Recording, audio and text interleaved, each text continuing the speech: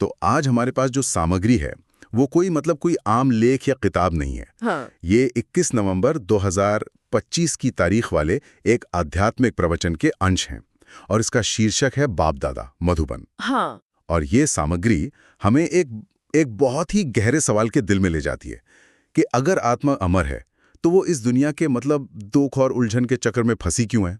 और शायद इससे भी जरूरी सवाल, हाँ, कि क्या इससे बाहर निकलने का कोई रास्ता, कोई नक्शा है। बिल्कुल, यही सबसे जरूरी सवाल है। और ये जो सामग्री है ये खुद को वही नक्शा होने का दावा करती है। ये सिर्फ कोई फिलॉसफी नहीं है बल्कि एक पूरी यात्रा का, आप कह सकते हैं, एक विवरण है। कैसी यात्रा? एक आत्मा की अपनी असली पहचान भूलने से लेकर उसे वापस पाने तक की यात्रा, और फिर उस पहचान के आधार पर एक नई दुनिया बनाने तक। तो आज हमारी कोशिश यही रहेगी कि इस नक्शे के हर हिस्से को परत दर परत खोलकर समझें। चलिए तो फिर इस यात्रा के पहले कदम से ही शुरू करते हैं। इस नक्शे पर हमारा यू आर फियर वाला निशान कहाँ है? स्रोत के मुताबिक हमारी सबसे बड़ी गलती वो क्या है? सबसे बड़ी गलती, जैसा कि इसमें कहा गया है, वो है अपनी पहचान को ही भूल जाना। अपनी पहचान? हाँ, हम ये मानकर जीते हैं कि मैं ये शरीर हूँ, ये आवाज, ये चेहरा, ये हाथ पैर, बस यही मैं हूँ। लेकिन स्रोत कहता है कि ये सबसे बड़ा धोखा है। अच्छा। असली कर्ता, असली एक्टर जो इस शरीर रूपी कॉस्ट्यूम को पहनकर अपना पाठ बजा रहा है, वो तो आत्मा है।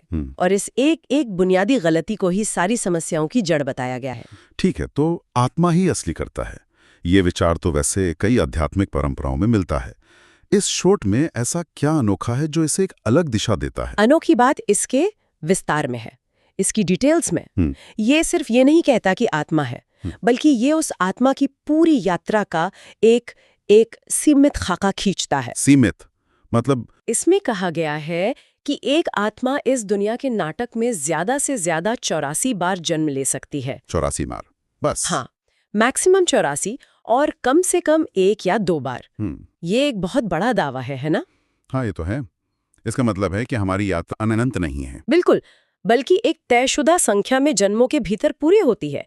जैसे एक फिल्म में कुछ कलाकार शुरू से अंत तक होते हैं और कुछ बस एक सीन के लिए आते हैं। यानी हर आत्मा का एक निश्चित और सीमित रोल है। अच्छा, इसी पहचान के धागे को और आगे बढ़ाएं तो इसमें आत्मा के स्रोत यानी परम पिता को लेकर भी एक बहुत स्पष्ट लकीर खींची गई है, खासकर श्री कृष्ण के संदर्भ में। हाँ, और ये बहुत महत्वपूर्ण बिंदु है।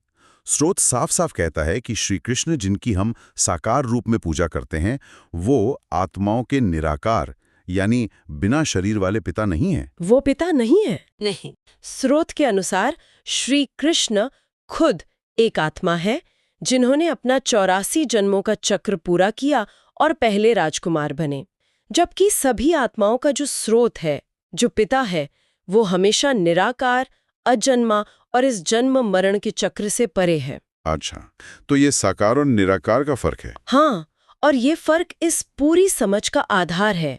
ये बताता है कि पूज्य कौन है और परम स्रोत कौन है। तो अगर हम अपनी पहचान समझ गए कि हम एक आत्मा हैं और हमारा एक निराकार पिता है, तो अब नक्शे के दूसरे हिस्से पर आते हैं, समय। यहाँ एक बहुत ही आकर्षक विचार है पुरुषोत्तम संगम युग का। ये क्या है और ये सतयुग, त्रेता जैसे दूसरे युगों से इतना खास क्यों है? ये इस पूरे नक्शे का शायद सबसे दिलचस्प मोड़ है। हम सब ने 4 युगों के बारे में सुना है। सतयुग, जिसे स्वर्ण युग कहते हैं। हाँ, सतयुग, त्रेता, द्वापर, कलयुग। बिल्कुल। और ये एक उतरती हुई सीढ़ी की तरह है, जहां हर युग में आत्मा की शक्ति और पवित्रता कम होती जाती है।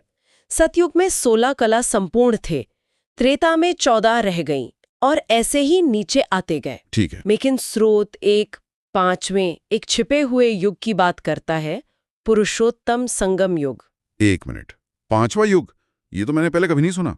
तो ये युग चक्र के अंत में आता है? बिल्कुल, कलयुग के अंत में। इसका मतलब ये हुआ कि इतिहास एक सीधी रेखा में नहीं बल्कि एक चक्र में चल रहा है, जिसमें एक तरह का रीसेट बटन भी है। ये तो समय को देखने का हमारा पूरा नजरिया ही बदल देता है। आपने बिल्कुल सही पकड़ा। संगम युग ही वो रीसेट बटन है। ये वो छोटा सा लेकिन सबसे महत्वपूर्ण समय है जब कलयुग का अंत हो रहा होता है और सतयुग की शुरुआत होने वाली होती है। और इसकी महिमा सबसे ज्यादा क्यों है? इसलिए क्योंकि बाकी युगों में तो आत्मा की शक्ति घटती है, जिसे कहते हैं गिरती कला, लेकिन संगम युग एकमात्र ऐसा समय है जब आत्मा की शक्ति बढ़ती है, यानी चढ़ती कला है। अच्छा। स्रोत के अनुसार इसी समय पर वो निराकार पिता इस दुनिया में आकर ज्ञान देते हैं ताकि पुरानी पतित दुनिया को नई पावन दुनिया में बदला जा सके। और इसी चढ़ती कला का एक नतीजा है बुद्धि का बदलना, पत्थर बुद्धि से पारस बुद्धि बनना। ये सिर्फ एक मुहावरा है या इसका कोई गहरा मतलब है? नहीं, इसका बहुत गहरा मतलब है। पत्थर बुद्धि का मतलब है ऐसी बुद्धि जो शरीर और भौतिक चीजों में फंसी है, जो सच और झूठ में फर्क नहीं कर सकती। स्रोत में एक जगह बड़ी चुभती हुई बात कही गई है कि लोग देवी देवताओं की पूजा तो करते हैं, लेकिन ये नहीं जानते कि वे इस पद पर पहुंचे कैसे, उनकी जीवन कहानी क्या थी। ये अज्ञान ही तो पत्थर बुद्धि है। और पारस बुद्धि? पारस बुद्धि बनना मतलब उस ज्ञान को पाना जिससे हर चीज का मूल्य समझ में आने लगे। और ये बदलाव ज्ञान के तीसरे नेत्र के खुलने से होता है। ज्ञान का तीसरा नेत्र, ये सुनने में बहुत रहस्यमय लगता है। असल में ये समझ की बात है। ये कोई माथे पर खुलने वाली भौतिक आंख नहीं है। अच्छा। बल्कि एक ऐसी गहरी समझ है जिससे आत्मा खुद को, अपने पिता को और इस पूरे 84 जन्मों के चक्र को साफ साफ देख पाती है। जैसे ही ये तीसरा नेत्र खुलता है, व्यक्ति की आध्यात्मिक यात्रा शूद्र से ब्राह्मण बनने की दिशा में शुरू हो जाती है। शूद्र से ब्राह्मण? हाँ, और यहाँ ये समझना बहुत जरूरी है कि शूद्र और ब्राह्मण शब्द का इस्तेमाल जाति के संदर्भ में बिल्कुल नहीं है। अच्छा, तो ये आध्यात्मिक अवस्थाएं हैं? बिल्कुल। स्रोत के अनुसार शूद्र वो है जो देह अभिमान में है और ब्राह्मण वो है जो आत्म अभिमानी बनकर पवित्रता का जीवन अपनाता है। तो ये ज्ञान का तीसरा नेत्र हमें एक नई दृष्टि देता है, लेकिन सवाल उठता है कि ये दृष्टि पारंपरिक भक्ति का रास्ते से कैसे अलग है? स्रोत इस पर बहुत साफ लकीर खींचता है, खासकर जब बात गुरु और उनके डर की आती है। हाँ, ये एक बहुत बड़ा अंतर है। सामग्री के अनुसार भक्ति मार्ग में अक्सर गुरु का डर होता है। डर? हाँ। कि गुरु श्राप दे सकते हैं, नाराज हो सकते हैं, एक तरह का भय का रिश्ता बन सकता है। ठीक है। लेकिन ज्ञान मार्ग, जैसा कि इसमें बताया गया है, वो डर पर नहीं बल्कि अधिकार पर आधारित है। अधिकार पर? हाँ, यहाँ श्राप जैसी कोई बात ही नहीं है, क्योंकि श्राप देना रावण का काम है, नकारात्मकता का प्रतीक है।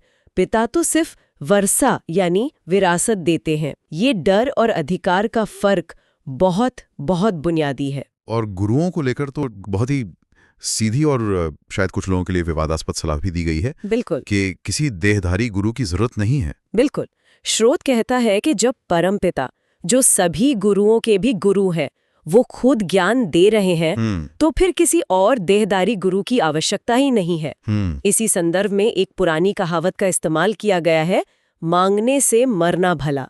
इसका भाव यह है कि किसी इंसान से मांगने की बजाय सीधे परम स्रोत से अपना अधिकार लो। ये आत्मा को बहुत शक्तिशाली और आत्मनिर्भर बनाने वाला विचार है। इसी सिलसिले में एक और बहुत अनोखा विचार है ट्रांसफर का। ये किसी बैंक ट्रांजैक्शन जैसा लगता है, लेकिन आध्यात्मिक संदर्भ में इसका क्या मतलब है? हाँ, ये इस विचारधारा का शायद सबसे अनोखा आर्थिक मॉडल है। इसे ऐसे समझिए। बताइए। स्रोत कहता है कि हम जो भी सामान्य दान पुण्य इस दुनिया में करते हैं, उसका थोड़ा बहुत फल हमें इसी पुरानी खत्म होती दुनिया में मिल जाता है, थोड़े समय के लिए। ठीक है। लेकिन संगम युग में जब कोई अपना तन, मन और धन ईश्वर के काम में लगाता है, तो वो कर्म ट्रांसफर हो जाता है। उसका रिटर्न इस जन्म में नहीं बल्कि आने वाली नई दुनिया में 21 जन्मों तक मिलता है। वाह, मतलब ये एक तरह की स्पिरिचुअल फिक्स डिपॉजिट है। आप आज जो कुछ भी लगाते हैं, उसका चक्रवृद्धि ब्याज आपको अगले 21 जन्मों तक एक नई बेहतर दुनिया में मिलता है। बिल्कुल। ये सोच ही कर्म के पारंपरिक सिद्धांत को एक बिल्कुल नए स्तर पर ले जाती है कि अपने संसाधनों को एक डूबते हुए जहाज पर खर्च मत करो, बल्कि उस नई नाव को बनाने में लगाओ जो तुम्हें पार ले जाएगी। बिल्कुल सही। तो ये पूरी प्रक्रिया शूद्र से ब्राह्मण और फिर देवता बनने की होती कैसे है? सामग्री में एक नारा बनाने की सलाह दी गई है जो इस पूरी प्रक्रिया को समेटता है। हाँ, वो नारा है, हम शूद्र से ब्राह्मण और ब्राह्मण से देवता कैसे बनते हैं, आकर समझो। ये एक तरह का निमंत्रण है। और इस प्रक्रिया के केंद्र में प्रजापिता ब्रह्मा की भूमिका को बहुत महत्वपूर्ण बताया गया है। स्रोत इस बात पर बहुत जोर देता है कि जब भी ब्रह्मा का जिक्र हो तो उनके आगे प्रजापिता जरूर लगाया जाए। प्रजापिता क्यों? ब्रह्मा तो ब्रह्मा है, इस एक शब्द पर इतना जोर क्यों? क्योंकि यहाँ दो अलग अलग ब्रह्मा की बात हो रही है। एक है सूक्ष्म वतन वाले ब्रह्मा, जो एक सूक्ष्म गैर भौतिक दुनिया में मौजूद एक फरिश्ता है। अच्छा। लेकिन जिस ब्रह्मा की बात ये ज्ञान करता है वो है प्रजापिता ब्रह्मा, यानी इस धरती पर मौजूद एक साकार मनुष्य, जिनके माध्यम से परमपिता ज्ञान देते हैं और ब्राह्मण कुल की स्थापना करते हैं। ओह, तो प्रजापिता शब्द ये स्पष्ट करता है कि ये एक वंश की शुरुआत है। हाँ, एक परिवार की जो इस ज्ञान को अपनाकर ब्राह्मण बनते हैं। और इन्हीं ब्राह्मणों से जुड़ी माला की एक बहुत सुंदर मिसाल दी गई है। ये माला का विचार सुनने में तो बहुत सुंदर है, लेकिन ये असल में क्या दर्शाता है और ये अभी तक तैयार क्यों नहीं हुई? ब्राह्मणों की माला का विचार इस यात्रा के अंतिम लक्ष्य को दिखाता है। जैसे एक जप माला में 108 दाने होते हैं, वैसे ही इस ज्ञान मार्ग पर चलने वाली श्रेष्ठ आत्माओं की एक माला बननी है। ठीक है। लेकिन स्रोत कहता है कि ये माला अभी बन नहीं सकती। क्यों नहीं बन सकती? क्योंकि ब्राह्मण अभी भी पुरुषार्थी हैं, यानी वे अभी भी प्रयास कर रहे हैं। उनकी स्थिति स्थिर नहीं है, कभी ऊपर जाती है कभी नीचे। जब वे अपनी संपूर्ण देव समान अवस्था को पालेंगे तभी वो माला में पिरोए जा सकेंगे। इस बात को समझाने के लिए एक जौहरी का अनुभव बताया गया है जो मुझे बहुत शक्तिशाली लगा। हाँ, वो अनुभव इस पूरी प्रक्रिया की सटीकता और मेहनत को दर्शाता है। एक जौहरी बताता है कि कैसे वो कीमती मोतियों को एक मखमल के ट्रे पर रखता है, फिर बड़ी सावधानी से एक एक मोती को सुई से पिरोता है। अगर एक भी मोती अपनी सही जगह पर न बैठे या उसमें कोई खोट हो या धागा थोड़ा भी उलझ जाए तो उसे पूरी माला तोड़कर फिर से बनानी पड़ती है। ये तो बहुत दबाव वाली बात लगती है। इसका मतलब है कि ये कोई अकेली यात्रा नहीं है। एक व्यक्ति की छोटी सी गलती भी पूरी कलेक्टिव मतलब सामूहिक प्रगति को रोक सकती है। बिल्कुल, ये इस आध्यात्मिक यात्रा की गंभीरता को दिखाता है। ये कोई आसान या आकस्मिक प्रक्रिया नहीं है।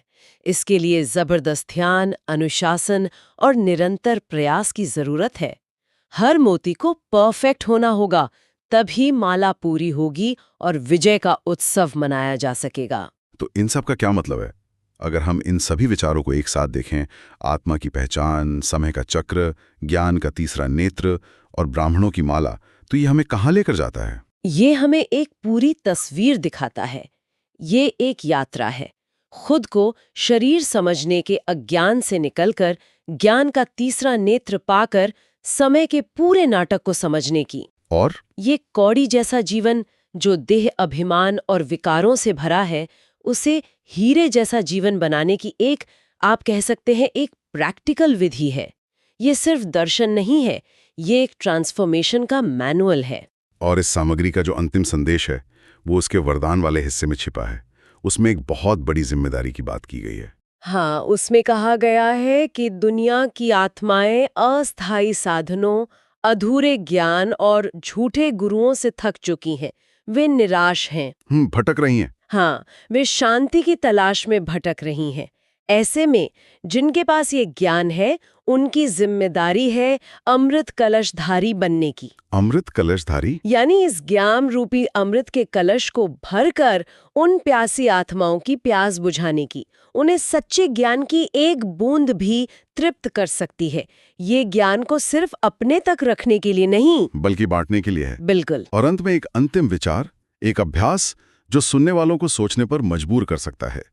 अशरीरी होने का अभ्यास, जिसमें एक संकल्प पर टिकना है, अब घर गया कि गया। ये सुनने में बहुत सरल लगता है, लेकिन शायद करने में उतना ही मुश्किल। ये परम वैराग्य की स्थिति है। इसका मतलब है अपने सारे संकल्पों, सारी योजनाओं, सारी चिंताओं को समेटकर सिर्फ एक अंतिम लक्ष्य पर केंद्रित करना, घर वापसी। घर यानी परमधाम। हाँ, परमधाम, आत्माओं की दुनिया। स्रोत कहता है कि ये अभ्यास आपको आकाश तत्व से भी पार अपनी मूल दुनिया की ओर उड़ने का अनुभव कराएगा। आज की दुनिया में जहां हर सेकंड हमारा फोन बजता है, जहां हमारा ध्यान हजारों दिशाओं में बटा हुआ है, ये विचार सच में सोचने पर मजबूर करता है। अपने मन के सारे टैब्स बंद करके, सारे संकल्पों को समेट कर सिर्फ एक अंतिम मंजिल पर ध्यान केंद्रित करने का अनुभव आखिर कैसा होगा?